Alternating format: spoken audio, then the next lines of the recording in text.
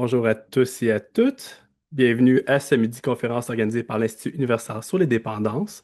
Aujourd'hui, nous avons un sujet qui touche les relations sociales, les connexions. Donc, le titre, c'est Plus de connexions, moins de relations.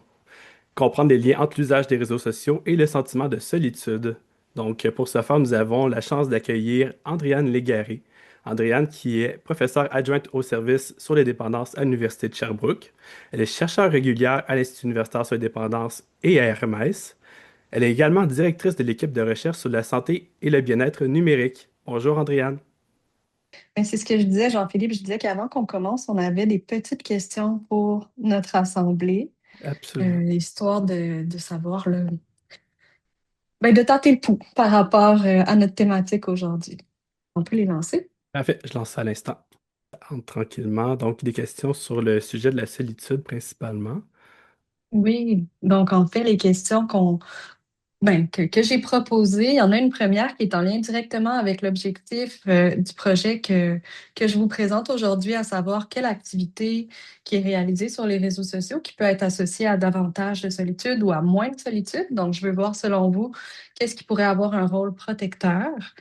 Euh, J'aimerais aussi savoir si c'est quelque chose dont vous entendez parler, la solitude, dans votre milieu de pratique. Donc, je sais qu'on est plusieurs personnes cliniciennes là, autour de l'écran. Donc, ça m'intéresse de savoir si c'est quelque chose dont vous entendez parler, puis si c'est une de vos cibles d'intervention aussi. Donc, est-ce que c'est une cible prioritaire ou peut-être un petit peu plus en second plan, Oui. ou si c'est vraiment pas quelque chose avec lequel vous travaillez.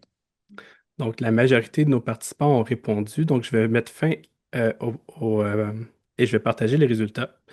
Donc, nous avons en grande Super. majorité. Oui, je te laisse commenter en fait, Andréane. Génial. Ben, je regarde, là, je vois les résultats en même temps que toi. Donc, on a quand même une grande majorité de personnes qui perçoivent là, un effet protecteur du fait d'utiliser les réseaux sociaux pour discuter avec les proches. Puis, je pense que c'est une réponse qui est assez intuitive. On va voir ensemble là, que c'est peut-être pas l'activité la plus protectrice. Puis, ça va me faire plaisir là, qu'on puisse en discuter davantage à l'issue de la présentation, si jamais vous avez des questions ou des réactions par rapport à ça. Ensuite de ça, bon, pour voir est-ce que c'est quelque chose qui est nommé là, dans vos suivis ou avec les personnes que vous accompagnez. Bon, on dirait que c'est difficile pour moi de faire une lecture, mais je vois que pas, pas tout à fait, dans le fond. C'est plutôt partagé là, vers le zéro, vers le jamais. Donc, si je faisais une moyenne visuelle, Jean-Philippe, je dirais quelque chose comme peut-être une moyenne de 3,5 là, pour le fait entre le zéro et le Ah, 10. tu vois, moi, je vois 20% pour 5, donc la moitié. Et sinon, c'est Oh, partagé aussi entre le 6, 7 et 8 à 12, 16 et 17%. Donc, c'est, je dirais, plutôt vers la moyenne à assez fréquemment. OK, mais je Peut-être pense qu'on que je n'a pas vois les pas mêmes. bien les résultats. D'accord. Bon, excusez-moi de mon interprétation erronée. Ensuite de ça, je vous demandais si c'était une cible de votre travail.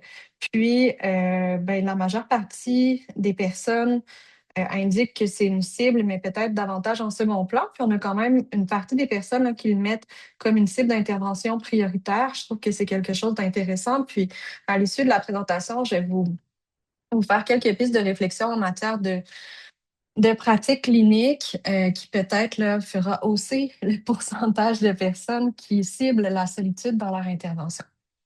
Donc, si ça va, Jean-Philippe, je vais me lancer. Puis d'emblée, on va y aller là, avec des définitions. Donc, aujourd'hui, on parle de solitude. Qu'est-ce que c'est la solitude? Ben, c'est un état émotionnel, donc vraiment une émotion qui est souffrante, qui va être caractérisé par un écart de satisfaction entre le lien social qui est perçu puis celui qui est souhaité. C'est un concept qui est rattaché à l'isolement social, mais qui s'en distingue parce que l'isolement social, on le définit comme un manque objectif de relations sociales.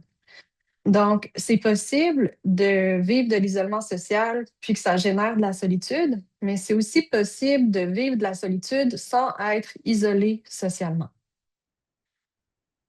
La solitude, c'est un phénomène d'intérêt parce que c'est associé à beaucoup de problématiques de santé physique et de santé mentale. Bon, d'une part, ça va être associé à un faible sentiment d'appartenance, puis à une satisfaction de la vie qui est réduite.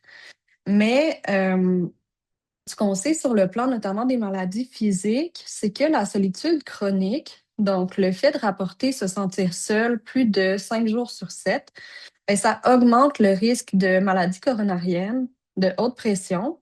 Ça augmente aussi le risque de troubles de la santé mentale comme la dépression et l'anxiété, ou encore le risque de présenter une problématique de dépendance, tant une dépendance comportementale qu'une dépendance aux substances. Il y aurait aussi un risque accru d'idées suicidaires et de suicide complété qui est documenté là, chez les personnes qui souffrent de solitude chronique. Selon l'Organisation mondiale de la santé, la solitude chronique, c'est associé à des taux de mortalité qui sont équivalents, voire supérieurs à d'autres facteurs de mortalité qui sont bien connus comme le tabagisme. En fait, selon le dernier rapport de l'OMS, la solitude chronique se serait associée à près de 900 000 décès annuellement, et ce, au cours des 10 dernières années. Il semblerait qu'au cours des dernières décennies, le nombre de personnes qui rapportent vivre de la solitude chronique, ben, ça augmente de manière drastique. Ça a donné lieu notamment à l'évocation du phénomène d'épidémie de solitude qu'on a pu voir dans plusieurs grands titres. Donc, cette idée d'épidémie de solitude, c'est d'ailleurs contenu dans les derniers rapports de l'Organisation mondiale de la santé. Puis, ça a mené l'OMS à considérer la solitude comme un enjeu de santé publique qui est majeur. Mais on peut se demander qu'est-ce qui fait qu'on ressentirait davantage de solitude à notre époque? Euh, Comme plusieurs phénomènes, ben, les causes, elles vont être multiples. Je dirais qu'un des premiers éléments qu'on associe à l'augmentation de la solitude, c'est tout ce qui est changement démographique. Donc, on peut penser au vieillissement de la population. Le vieillissement de la population, en fait, le fait de vieillir, mais c'est associé à un effritement du réseau social, à la perte d'être cher, puis à une augmentation potentielle de la solitude. On pense aussi à la diminution des réseaux familiaux. Ce que je veux dire par là, c'est que au cours des dernières années, on a des familles qui sont de plus en plus petites. Donc, les parents vont généralement avoir un ou deux enfants. Donc, on n'a plus des grandes familles comme on pouvait avoir à l'époque qui étaient identifiées comme protectrices vis-à-vis la solitude. Finalement, il y a tout ce qui est urbanisation, donc le fait qu'on vit davantage en ville, qui est associé là, à une perte de sentiment de collectivité qu'on peut retrouver dans les milieux plus ruraux. Pardon. Et on ne peut pas passer non plus à côté de tout ce qui est pandémie, notamment les mesures sanitaires qui ont amplifié l'isolement social, puis ultimement amplifié le phénomène de solitude. Encore à ce jour, il y a plusieurs personnes qui rapportent ne pas avoir retrouvé leur niveau de socialisation pré-pandémique. Donc, même en 2026, il y a certaines personnes qui rapportent encore davantage d'isolement social et ultimement de solitude en lien avec la pandémie de COVID-19. Ensuite, il y a tout ce qui est transformation du monde du travail qui peut être aussi associé à la pandémie notamment. Donc, on peut penser à la manière fulgurante dont le télétravail s'est imposé là, dans notre univers. Donc, le télétravail, ben, c'est associé, oui, à des gains sur le plan du confort, sur le plan même de la productivité. Par contre, c'est associé à un effritement du réseau, sachant que pour les personnes adultes, souvent le réseau social puis les contacts sociaux quotidiens vont être permis grâce au travail. Le fait de développer des liens avec nos collègues, par exemple, ben, c'est associé à une réduction du sentiment de solitude. Puis quand on travaille à distance, ben, on a un peu moins d'opportunités d'échanger de manière informelle avec nos collègues. Donc, on peut les voir au travers de rencontres Zoom ou de rencontres Teams, mais c'est comme si on va être davantage axé sur la tâche, puis on va être moins axé sur la relation qu'on peut établir avec nos collègues. Il y a aussi quelque chose qui est associé à la précarité d'emploi. Donc, au cours des dernières années ou des dernières décennies, on a vu que la stabilité d'emploi, c'est un phénomène qui est beaucoup plus rare. Donc, les gens ont tendance à changer d'emploi fréquemment ou encore à perdre leur emploi. Et ça, ben, c'est associé finalement à, encore une fois, un effritement du réseau social. Donc, si on maintient, si on développe des liens avec nos collègues et qu'on perd notre travail, ben, on doit finalement se reconstruire un autre réseau dans un autre milieu de travail. Finalement, il y a tout ce qui est numérisation puis utilisation des technologies qui est identifiée comme une potentielle cause de la solitude. Notamment, il y a tout ce qui concerne une certaine culture de l'individu ou de l'individualisme en ligne. Donc, cette idée qu'on va prioriser davantage notre productivité, notre image de soi, l'autonomie individuelle au détriment des relations humaines, c'est quelque chose qui est largement véhiculé en ligne et ça pourrait contribuer à un effritement du réseau. On peut aussi penser à cette idée qu'il y a certaines interactions en personne qui vont être remplacées par des échanges numériques, ce qui pourrait conduire à moins de profondeur dans les relations et ultimement à davantage de solitude. Puis finalement, il y a tout le phénomène d'utilisation problématique des écrans qui est associé à une certaine forme de déconnexion du monde extérieur, puis qui est associé à un potentiel plus grand de développement de la solitude en raison justement d'un surinvestissement des activités sur les écrans au détriment des activités qui seraient hors ligne. Dans les activités sur les écrans qui ont été identifiées comme potentiellement génératrices de solitude, on retrouve notamment les réseaux sociaux. Donc, d'emblée, les réseaux sociaux, ce serait un outil pour rentrer en contact, créer, maintenir des liens, favoriser un sentiment d'appartenance. Par contre, on entend de plus en plus parler d'un effet contradictoire des réseaux sociaux.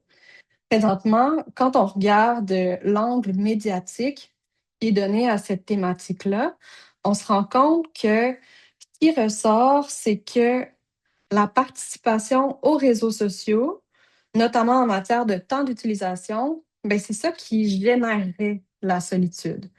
Dans d'autres circonstances, ça pourrait atténuer la solitude. Par contre, c'est difficile de départager l'impact de l'utilisation des réseaux sociaux sur la solitude quand on s'intéresse à ce qui ressort dans le discours public. C'est ce qui m'a mené à développer un projet de recension de la documentation scientifique sur la solitude et les réseaux sociaux avec ma collègue Marianne Caron. Donc, je vais vous présenter les résultats de cette recension, puis c'est ce qui va mener au projet que je vous présente aujourd'hui. Quand on s'intéresse à ce que dit la documentation scientifique, on réalise rapidement que c'est un sujet solitude des réseaux sociaux qui a été assez bien documenté, mais qui reste beaucoup de zones grises. Sur la base des recensions, on peut affirmer qu'il y a une association entre la participation aux réseaux sociaux et la solitude, mais la direction de la relation, elle reste difficile à établir. Dans le fond, la plupart des études qui ont été réalisées, c'est des études qui sont transversales, donc qui permettre de prendre une photo stable de ce qui se passe à un moment précis de la vie des gens, mais pas d'assumer de cause à effet. On n'a pas beaucoup d'études qui sont réalisées sur le long cours ou encore d'études qualitatives qui nous permettraient d'ajouter un peu de contexte puis un peu de jus sur le plan des explications. Parmi les études qualitatives qui existent, on comprend que la relation, elle peut aller dans les deux sens. La solitude pourrait compter parmi les motifs d'initiation de la participation aux réseaux sociaux, puis la participation aux réseaux sociaux pourrait influencer la solitude. On voit aussi un lien avec les habitudes d'utilisation problématiques. Donc, plus une personne scorerait haut aux échelles d'utilisation problématique des écrans ou des réseaux sociaux, plus la solitude représenterait un motif d'engagement dans les réseaux sociaux. Paradoxalement, la participation aux réseaux sociaux, même si ça se veut social, mais ça générerait aussi de la solitude chez ces personnes-là. Mais il faut savoir que cette dernière direction-là, donc l'idée que la participation aux réseaux sociaux amplifie la solitude, c'est quelque chose qui est moins documenté, même si c'est un discours qui ressort beaucoup dans la diffusion des connaissances, notamment. Il y a eu différentes tentatives d'explication aux associations entre la solitude puis les réseaux sociaux, notamment en matière de vulnérabilité individuelle. Donc, on voit des liens avec l'anxiété sociale, avec l'isolement social, bien sûr. Le temps d'écran puis le temps d'utilisation de réseaux sociaux, ça a été aussi associé à davantage de solitude. Puis, plus récemment, on s'est intéressé à certaines différences sur le plan de l'utilisation. Donc, on a beaucoup documenté les utilisations dites actives versus les utilisations dites passives. Je dirais que c'est peut-être l'aspect qui a été le plus documenté. Donc, l'utilisation active, c'est cette idée d'utiliser les réseaux sociaux pour publier des contenus, pour échanger avec des proches ou échanger avec des personnes qu'on ne connaît pas, comparativement à une utilisation passive qui serait plus le fait de consulter des contenus, regarder des vidéos sans nécessairement entrer en interaction avec d'autres utilisateurs. L'utilisation active, ben, ce serait associé à moins de solitude, l'utilisation passive à plus de solitude. Quand on regarde la documentation scientifique, on se rend compte qu'il y a quand même des bémols ou des zones d'ombre, des zones grises encore en lien avec cette documentation-là. Je vous dirais que d'emblée, l'enjeu que je perçois, c'est que la majeure partie des études sur la thématique datent un peu. Puis, elles se sont beaucoup ou largement intéressées à la plateforme Facebook. Facebook, c'est une plateforme qui est de moins en moins utilisée de nos jours, qui est notamment délaissée par certaines tranches de la population, comme les jeunes adultes, mais aussi dont les fonctionnalités ont beaucoup changé. Donc, si on regarde Facebook aujourd'hui, puis Facebook en 2018, on n'avait pas les mêmes fonctionnalités. On ne pouvait pas utiliser la plateforme de la même manière. Donc, les études qui se sont intéressées à Facebook en 2018 sont difficilement généralisables à ce que la plateforme offre aujourd'hui comme fonctionnalité. Aussi, mais on n'en sait pas beaucoup au-delà des activités actives ou des activités passives. Euh, Au-delà de ces amalgames-là, on ne sait pas l'impact spécifique de certaines activités isolément en lien avec la solitude. Finalement, dans les études qu'on avait documentées, qu'on avait recensées, pardon, il n'y avait pas d'études canadiennes. Donc, on n'avait pas de données canadiennes sur la thématique, ce qui m'amène à vous présenter l'objectif de l'étude dont je vous parle aujourd'hui. L'objectif de l'étude, ça va être vraiment d'examiner dans quelle mesure les activités sur les réseaux sociaux sont associées au sentiment de solitude dans la population générale. Plus précisément, je voulais distinguer différents types d'utilisation, puis identifier lesquels étaient associés davantage ou à moins de solitude, puis situer ces associations-là en tenant compte de d'autres facteurs reconnus, là, notamment des enjeux sur le plan de la santé mentale ou aux conditions de vie.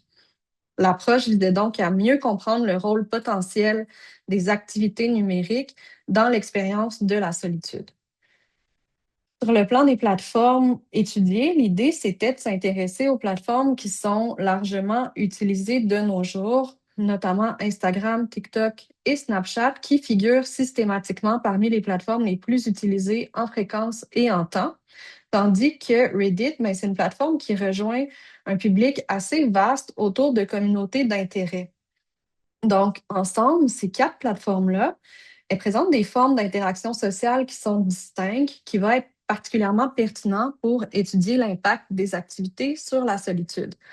Donc, Instagram, ça peut combiner la diffusion de contenu, ça peut combiner les interactions sociales, mais aussi des activités plus passives comme du scrolling. Snapchat, c'est principalement utilisé pour la communication avec des proches ou encore avec des personnes qu'on ne connaît pas. Puis Reddit, ben, c'est une plateforme qui repose sur des échanges dans des communautés thématiques. Puis c'est souvent des échanges qui vont être, ben, en fait, c'est des échanges qui vont être anonymes. Donc, ensemble, ces quatre plateformes-là, ben, couvrent un large éventail d'expériences sociales en ligne qui vont de la communication interpersonnelle à la consommation passive et à la participation communautaire. Tout à l'heure, on vous a lancé une question à savoir, selon vous, quelle activité pouvait générer davantage de solitude? Donc, dans le cadre du projet, on s'est intéressé à quatre comportements.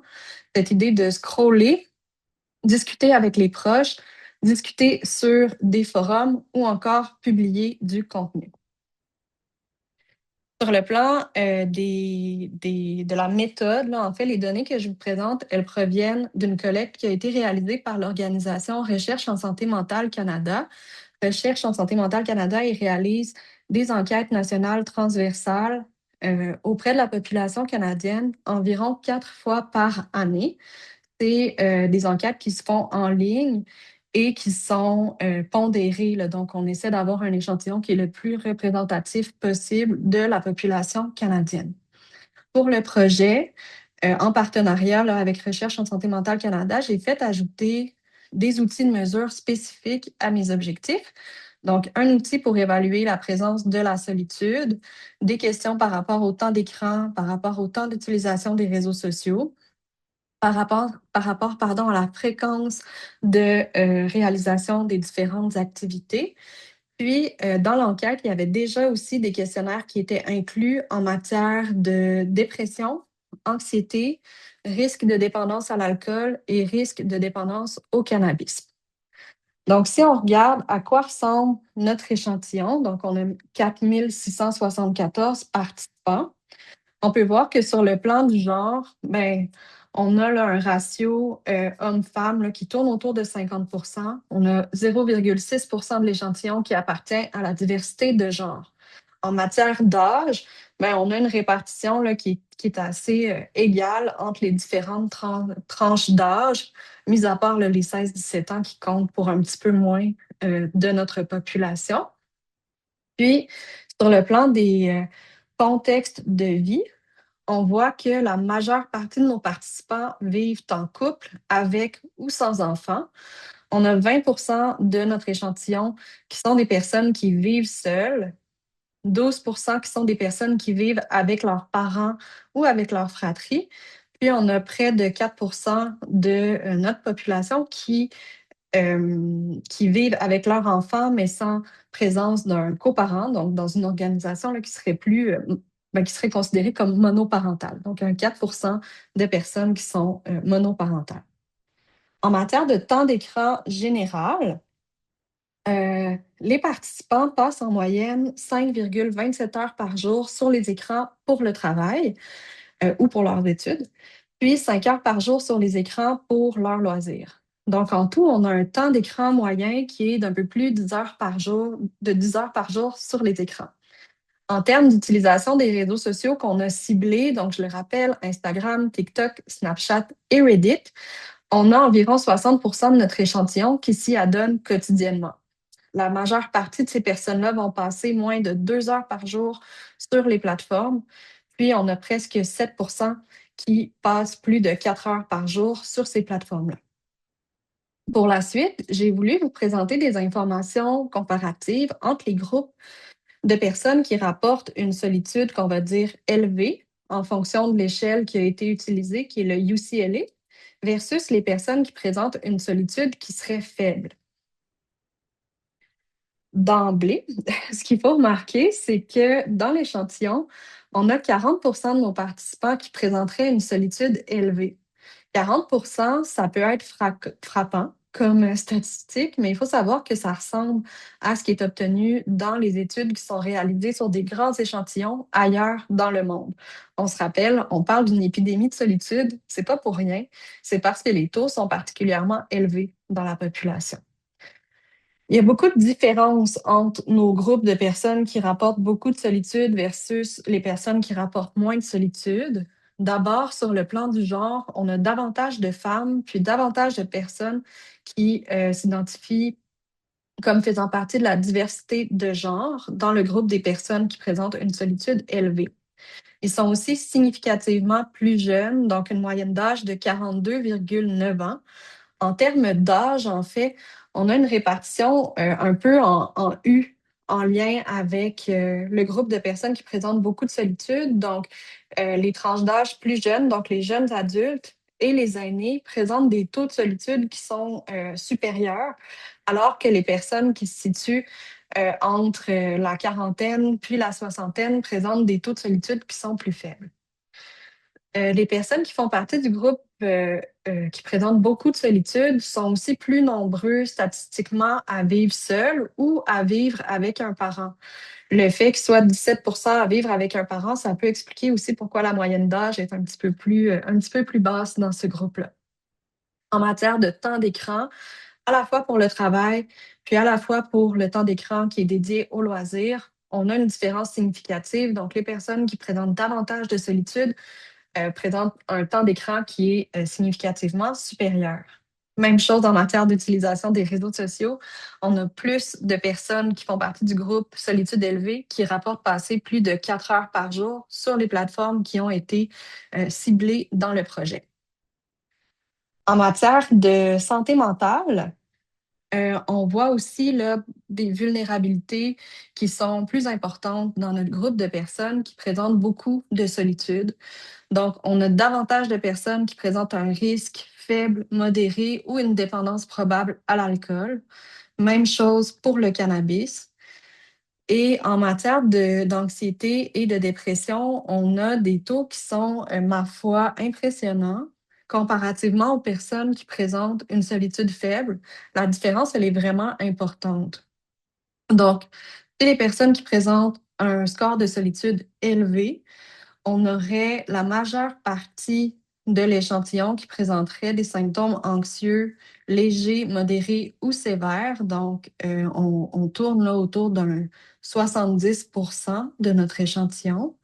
Et c'est la même chose là, pour la dépression. Donc, les personnes du groupe solitude élevé, à 75 présenteraient des symptômes dépressifs légers, modérés ou sévères.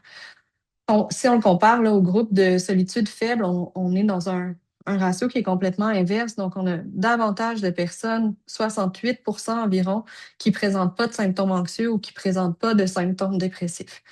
Donc, on voit qu'il y a vraiment plus de symptômes de vulnérabilité psychosociale, que ce soit sur le plan du risque de dépendance aux substances ou sur le plan des enjeux là, de dépression et d'anxiété chez les personnes qui présentent davantage de solitude. Jusqu'ici, je vous ai présenté des comparaisons descriptives entre les personnes qui se déclarent seules et celles qui se déclarent pas seules. Euh, Ces analyses-là sont intéressantes parce qu'elles nous permettent d'observer les différences, mais ça ne nous permet pas d'estimer vraiment les associations en tenant compte de d'autres facteurs. C'est pourquoi, pour la suite, je vais vous présenter des analyses de régression. Puis l'idée, c'est pas d'aller là, dans le détail de ces analyses-là. Mon but, c'est vraiment plus de vous mettre en contexte puis de vous expliquer qu'est-ce que ces résultats-là signifient. Il faut savoir que les analyses ont été menées en 2 temps. Donc, on a d'abord fait nos analyses sur tout notre échantillon. Puis ensuite, on a fait des analyses séparées selon le genre afin de voir est-ce que ce qu'on observe en termes de résultats, est-ce que c'est porté davantage par un groupe ou par un autre? Donc, est-ce que ce serait davantage identifié chez les femmes ou chez les hommes? Avant de continuer, je vais juste remercier Jamal Berbiche, qui est le statisticien à l'Université de Sherbrooke, qui a réalisé les analyses que je vous présente aujourd'hui. Sans lui, je n'y serais pas arrivée. Donc, merci, Jamal. Sur le plan des variables qu'on a intégrées ou qu'on est allé étudier, ben, il y a d'abord tout ce qui concerne le temps d'écran. Donc, on s'est intéressé au temps d'écran global pour les loisirs, au temps d'écran spécifique aux réseaux sociaux.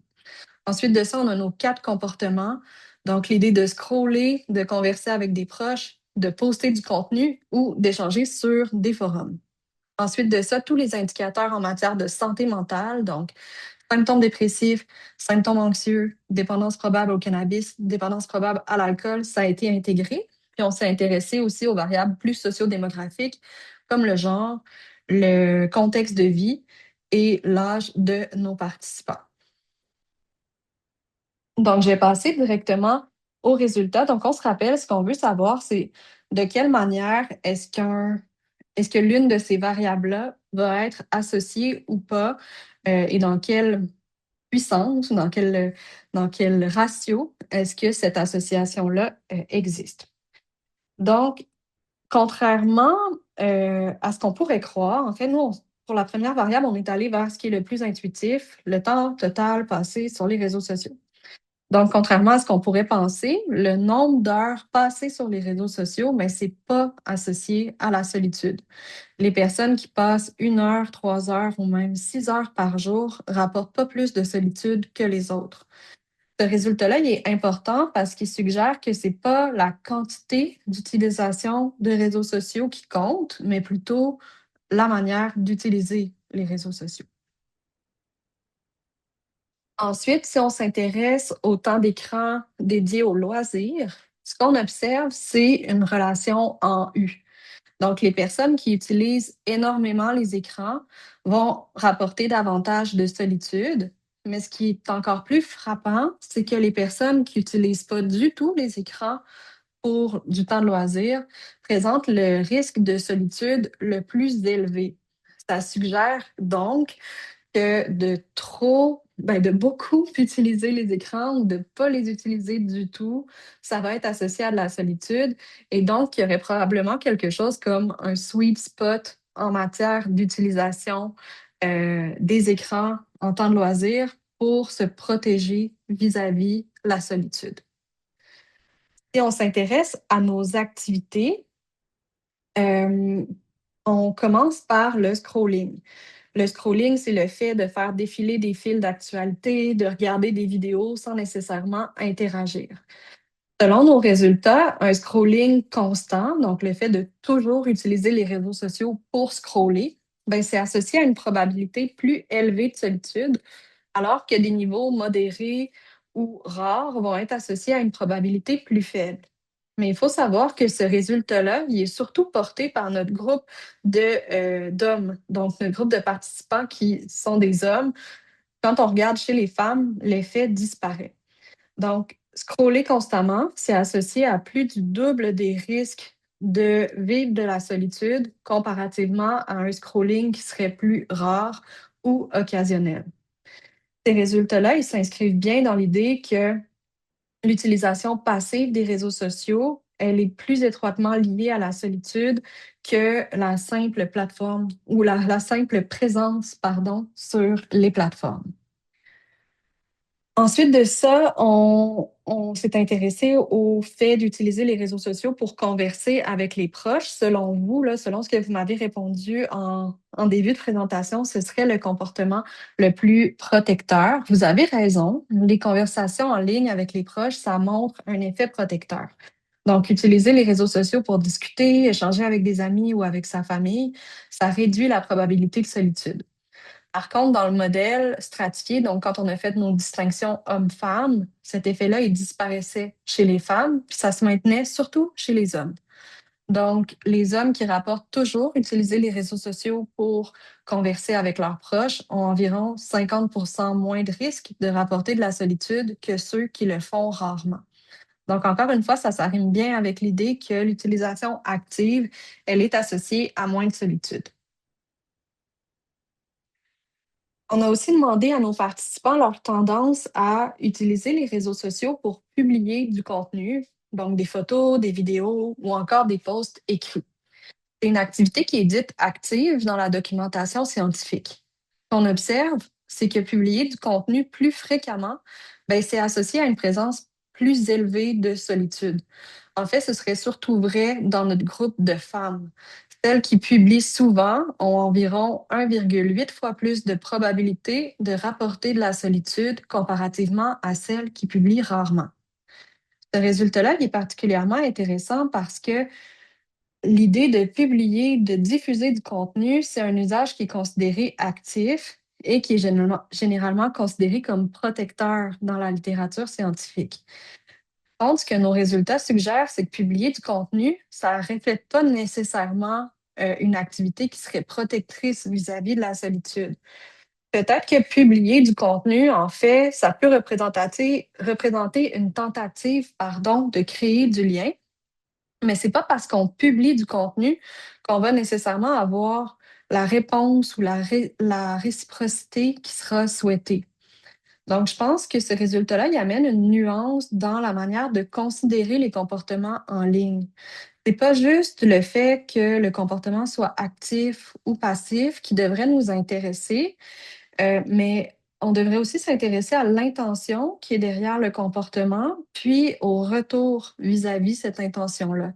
Donc, est-ce que la personne a finalement la rétroaction qu'elle souhaitait, puis est-ce qu'elle est satisfaite de cette rétroaction-là? Possiblement que ça, mais ça a un impact sur la solitude qui est vécue en lien avec la participation aux réseaux sociaux. Finalement, en termes de comportement en ligne, on s'est aussi intéressé à la tendance à utiliser les réseaux sociaux pour participer à des échanges collectifs, à des discussions sur des forums.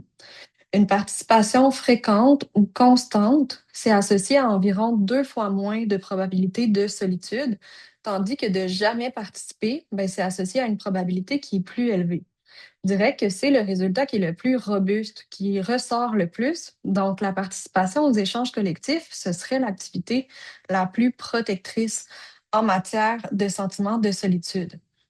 Il faut voir que, encore une fois, quand on a séparé nos groupes, ben, l'effet était surtout porté par notre groupe d'hommes. Donc, pour les hommes, le fait de participer souvent ou toujours à des forums de discussion, c'est associé à 43 moins de probabilité de solitude comparativement à l'absence de participation. Ça signifie que la participation active à des discussions collectives, ben, ça aurait un effet protecteur vis-à-vis la solitude. Mais au-delà des activités en ligne, je vous dirais que les facteurs les plus fortement associés à la solitude, c'est vraiment les facteurs cliniques. Donc, comparativement à l'absence de symptômes, le fait de présenter des symptômes de dépression qui soient légers, modérés ou sévères, mais c'est associé à une augmentation vraiment marquée de la probabilité de solitude. Environ 3 fois plus de risques pour les personnes qui présentent des symptômes dépressifs légers, jusqu'à 5 fois plus de risques pour les personnes qui présentent des symptômes de dépression sévères. On observe vraiment une relation qui est claire, là, qui indique que la solitude, elle est fortement imbriquée dans la symptomatologie dépressive. On observe aussi une relation qui est similaire là, par rapport à l'anxiété. Donc, les personnes qui présentent une anxiété modérée auraient environ 2 fois plus de risques de rapporter de la solitude que celles sans anxiété. Finalement, les personnes qui présentent des idées suicidaires ou qui ont eu des idées suicidaires récemment, là, donc la fenêtre de temps était de 3 mois, elles présenteraient environ 80 plus de risques de présenter de la solitude. Donc, ces résultats-là, ils situent clairement la solitude comme un indicateur central de vulnérabilité en santé mentale, bien au-delà des usages numériques.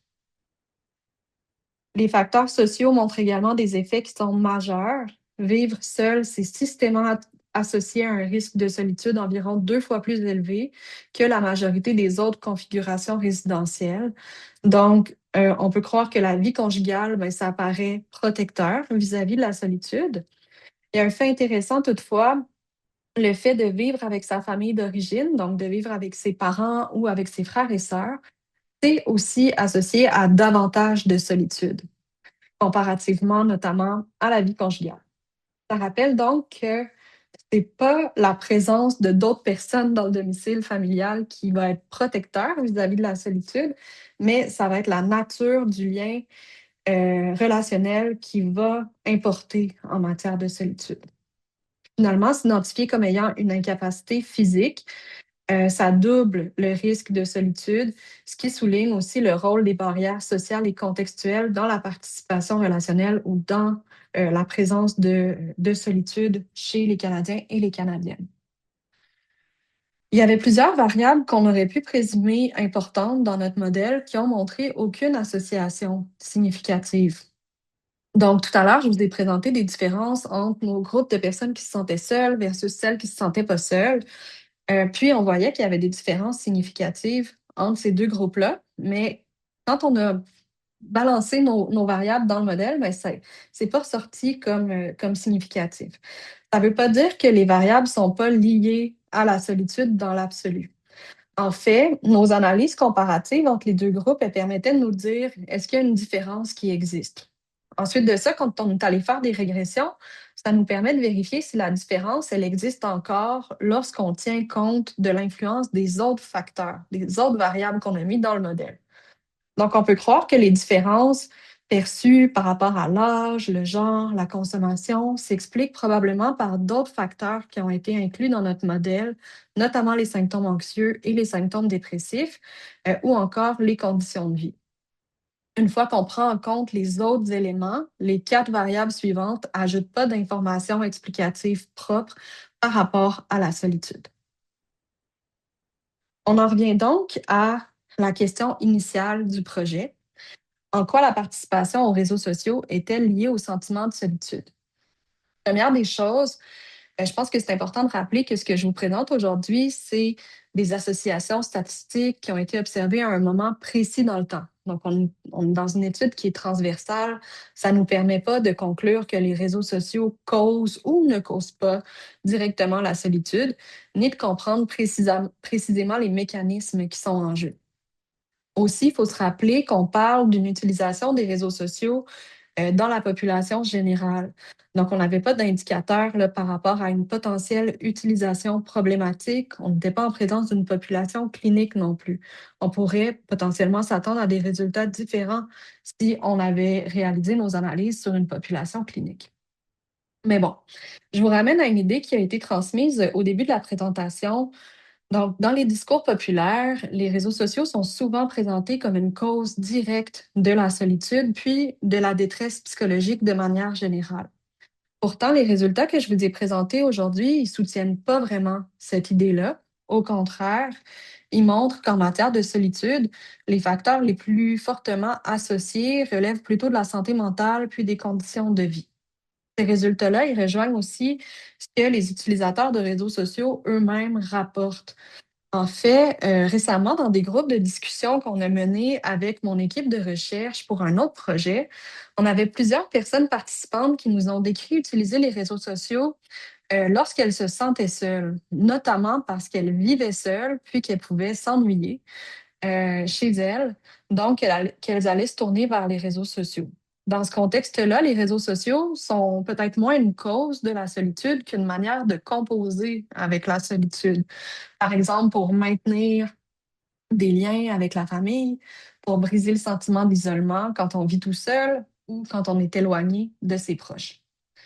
Les résultats que je vous ai présentés aujourd'hui permettent un pas de plus dans l'exploration de la relation qui unit la solitude et les réseaux sociaux, notamment en s'intéressant là, aux différentes activités qu'on peut faire sur les réseaux sociaux.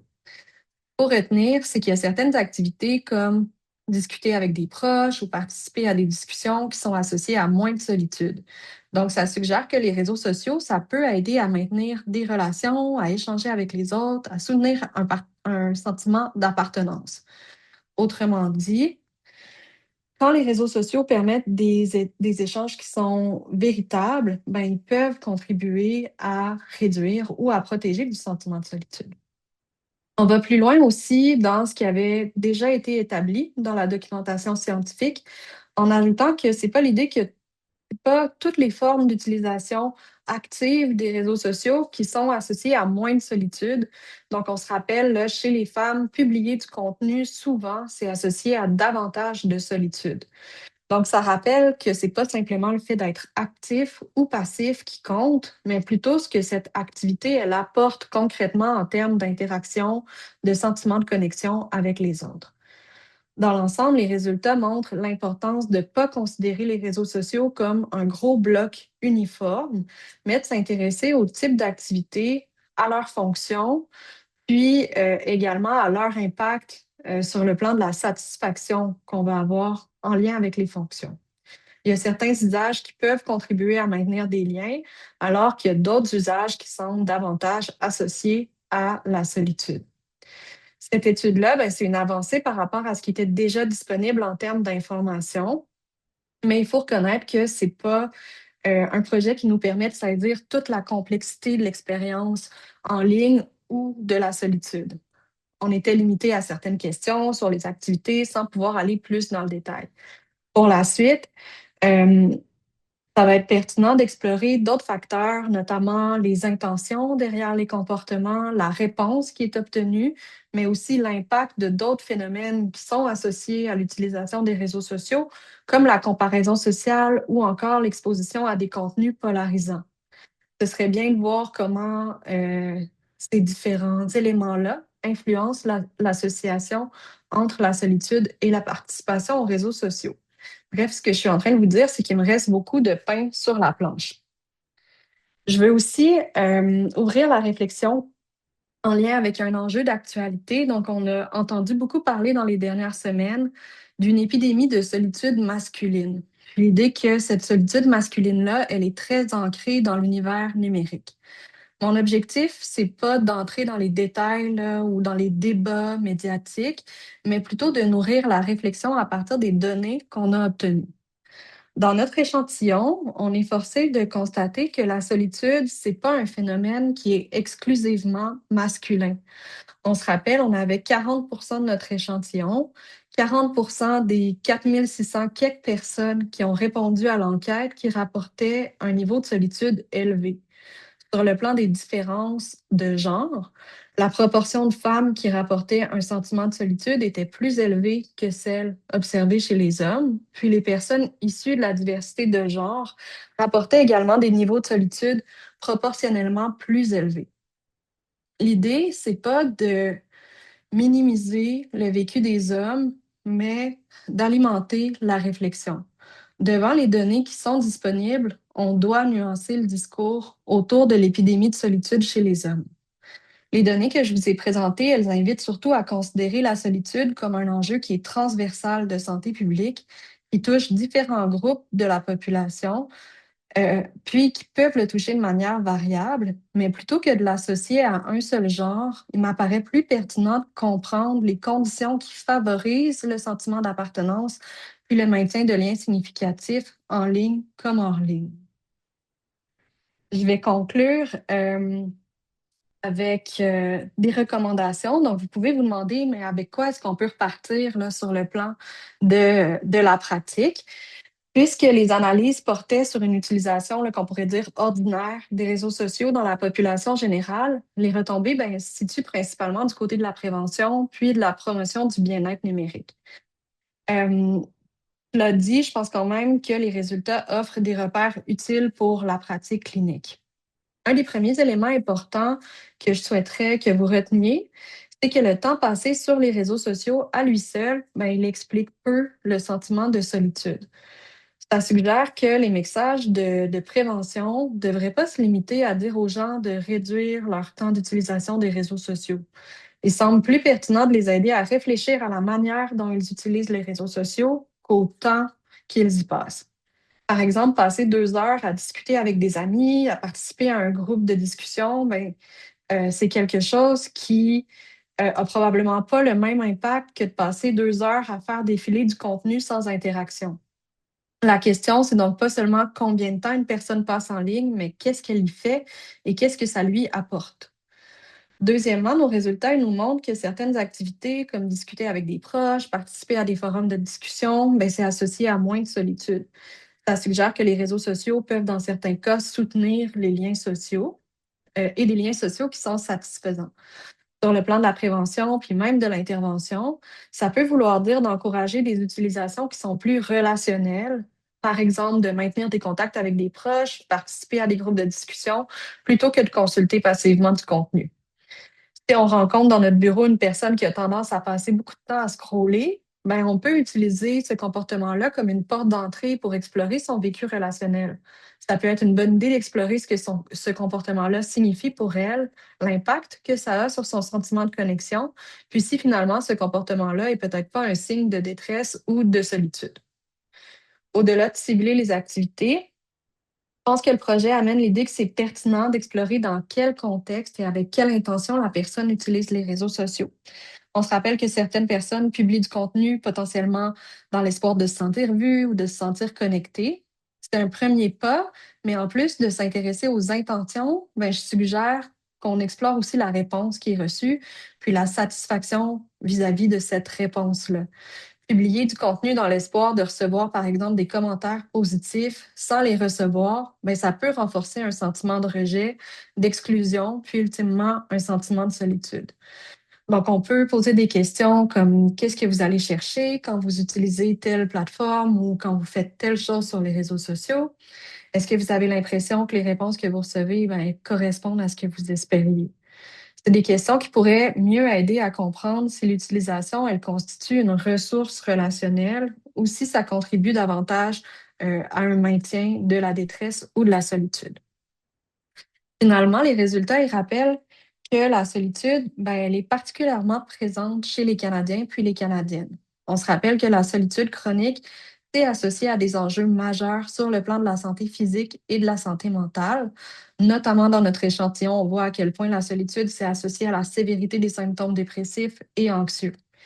Dans ce contexte-là, puis devant le nombre important de personnes qui rapportent des niveaux élevés de solitude, j'ai l'impression qu'on gagnerait à intégrer davantage la solitude dans nos évaluations, qu'on travaille en dépendance, en santé mentale ou dans le réseau de la santé de manière générale. La solitude, c'est un facteur de vulnérabilité qui est important, puis qui mériterait un peu plus, voire beaucoup plus d'attention, à mon avis. Euh, c'est ce qui conclut, pardon, ma présentation. Je vous remercie de votre attention.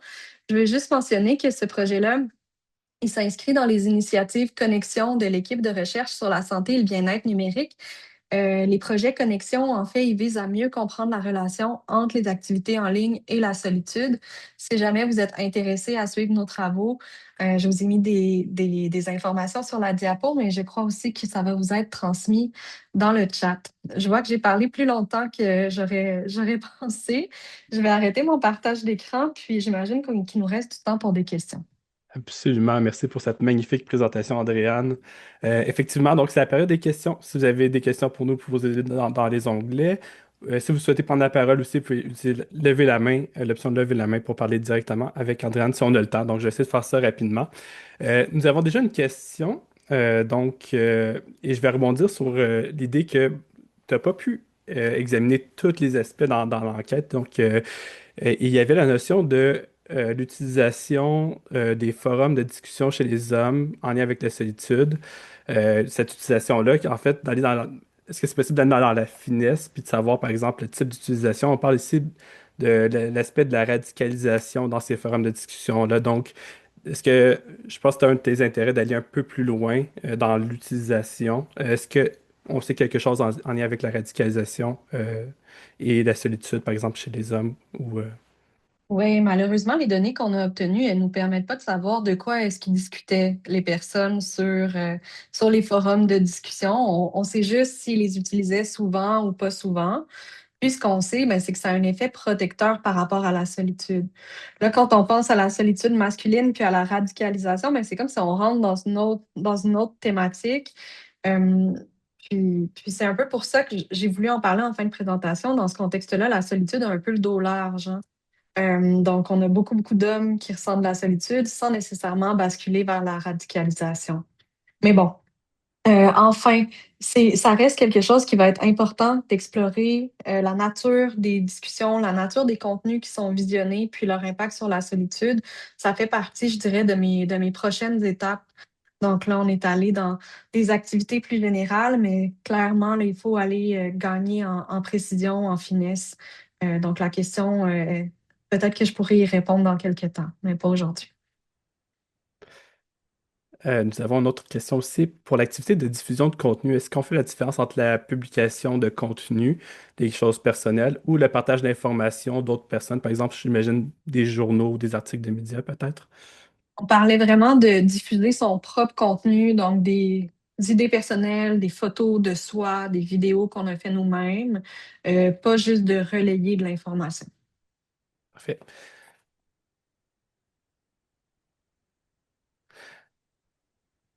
J'ai une autre question, en fait. Quelles pourraient être les autres causes possibles de l'épidémie de solitude soulignée plus tôt, considérant l'impact modeste des médias sociaux, Mhm. notamment chez les jeunes?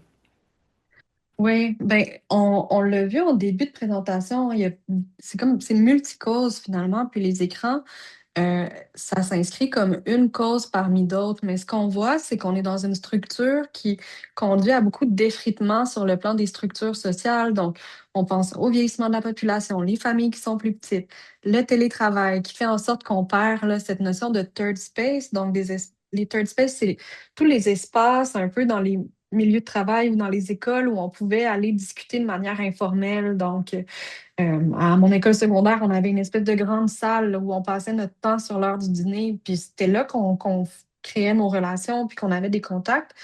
En passant beaucoup de temps à distance chez nous, ben, on perd accès à ces activités-là, puis ça continue à effriter le réseau social. Donc, pour moi, c'est vraiment il y a plusieurs causes à cette épidémie de solitude qui convergent toutes vers ce fait qu'on a de moins en moins d'occasions d'échanger puis de développer des connexions qui sont significatives avec les personnes qui nous entourent. On a également une autre question là, qui sort un peu de ta présentation, mais en fait, la survenue de l'IA et en fait des agents conversationnels qui a un impact aussi. On a vu des personnes qui tombent en amour parfois. Donc, il y a eu quelques cas ici et là. Est-ce qu'il y a des choses que tu pourrais nous partager en lien avec la solitude, puis peut-être l'utilisation de l'IA, ou sinon des pistes futures que tu souhaiterais explorer? Ben, en fait, on a publié un article en lien avec le fait d'utiliser l'intelligence artificielle comme confident, donc comme ami, amoureux ou même comme psychologue sur notre page web sur sben.ca. Donc, si jamais ça vous tente d'aller lire cet article-là, on parle notamment des impacts que ça peut avoir sur la solitude, sur la santé mentale, puis on développe aussi quelques pistes là, peut-être d'intervention en lien avec tu sais, si vous rencontrez une personne qui vous dit être amoureuse de son intelligence, de son IA. Donc, je vous redirigerai vers la page web plutôt que de me lancer dans une réponse immédiate. Oui, avec le temps qu'on dispose. Donc, le lien est dans le chat si vous voulez y accéder. Il était 58. Je pense qu'on a répondu à pas mal toutes les questions. J'ai envie de dire, c'est quoi en fait les pistes futures qui sont le plus intéressantes pour toi? Y a-t-il un aspect particulier que tu souhaiterais vraiment approfondir prochainement à la suite en fait de cette étude-là? Ben, c'est certain que un peu en lien, comme la première question, là, je ne me rappelle pas Avec la si on, finesse de oui, l'utilisation. d'aller plus finement dans qu'est-ce qui, sur les réseaux sociaux, peut générer potentiellement de la solitude. Tu sais, en fait, mon intention, c'est d'aller discuter avec des personnes qui ressentent de la solitude puis qui utilisent les écrans pour voir comment est-ce que tout ça s'imbrique selon elles, comment est-ce que ça s'entretient, est-ce qu'il y a des nuances, est-ce qu'il y a des tendances qu'on peut dégager de tout ça. Parce que c'est vraiment le fun d'avoir des données quantitatives comme je vous ai présenté aujourd'hui, mais on se cogne toujours le nez sur les limites que les questions nous imposent, puis ça devient frustrant. Donc, comme chercheur, moi, je vais me tourner peut-être vers des méthodes qui me permettent d'aller un petit peu plus en profondeur. Bon, ben, on attend la suite, en fait, de ces projets-là. Donc, merci beaucoup, Andréane, pour cette belle présentation. Je rappelle que ça va être disponible en rediffusion sur notre site web et plateforme YouTube. Donc, à la prochaine. J'ai vu beaucoup de cœurs passer, donc le monde a adoré ta présentation, je crois bien. Merci tout le monde. Merci de votre présence, puis merci Jean-Philippe pour l'invitation. Ça fait plaisir. Donc, à la prochaine. Bonne journée.